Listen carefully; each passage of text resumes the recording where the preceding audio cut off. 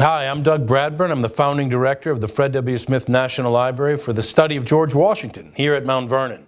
I'm here in the Special Collections Suite of the library with James Kirby Martin and Ed Larson, two experts and presidential historians. And right now the government is shut down, and a lot of people have been wondering, what would the founders think about all this? And we've just been talking a little bit in the halls, and we thought we'd bring some of our insights to you.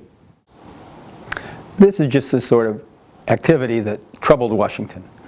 I'm working now on a book on Washington and the Constitution. That is, Washington's role in founding the new republic during the 1780s. And one of the reasons he was willing to come out, reluctantly willing to come out of retirement, was he saw gridlock in our country. He saw that the Confederation Congress was not working. They weren't able to get through necessary legislation, necessary reforms to keep our country going. He saw the nation he loved, the country he loved, being torn apart into individual states, which he thought would become the playthings of the European powers, would lack that vitality and vigor that could create a strong economy. And he was very concerned about the economic drift of the country. He wanted to form the Constitution. He pushed forming the Constitution. He was behind the Constitution to erect a structure that could get over that gridlock and get things done for all the people. Well, I think if we would try to come up with one word, I think the founders would not necessarily be so upset by what is going on today, but they'd be very, very concerned, because they very much believed in trying to solve problems. In fact, that is one of the greatest characteristics of George Washington, was that rather than being a great ideologue, he was a problem solver. That's one reason he was very successful in the end as a general. He knew how to bring people together. He knew how to get those individuals to try to come to some sort of a consensus with respect to particular issues. He would get his generals together in council meetings during the Revolutionary War, and he brought that same sort of a concept to the presidency.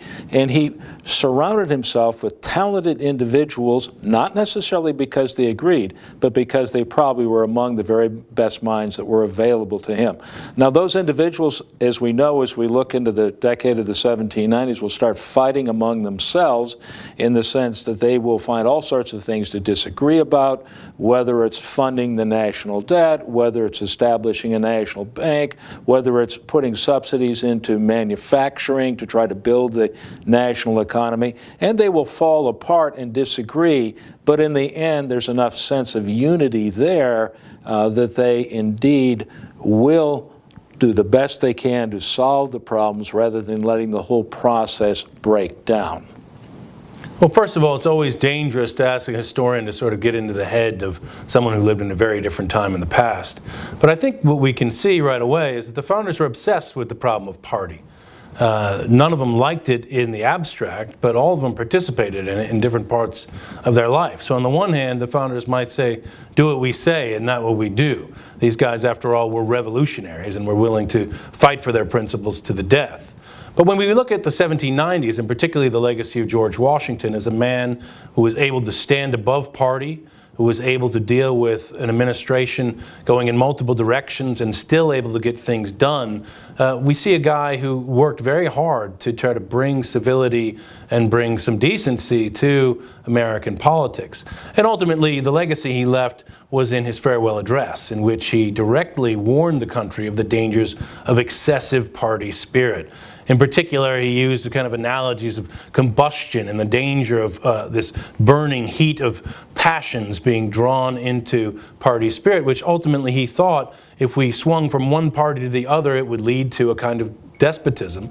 And not only that, it would fatigue the country so much that they would look to an individual leader to come in and really produce a despotism. So the danger of party was one of the messages that Washington left the country, and I think he would be extremely dissatisfied at the state that we have right now.